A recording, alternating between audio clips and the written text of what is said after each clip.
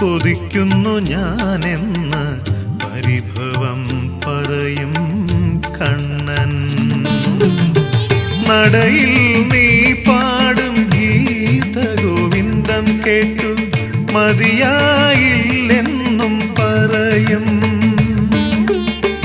നടയിൽ നീ പാടും ഗീതഗോവിന്ദം കേട്ടു മതിയായില്ലെന്നും പറയും. പിന്നെ പാട്ടു കേൾക്കാൻ കാതോർത്തു നിൽക്കും. ഓ ഓ ഈറൻ മിഴിയോടെ ഗദ്ഗദത്തോടെ വിളിച്ചാൽ വിളി കേൾക്കും കണ്ണൻ. എൻ്റെ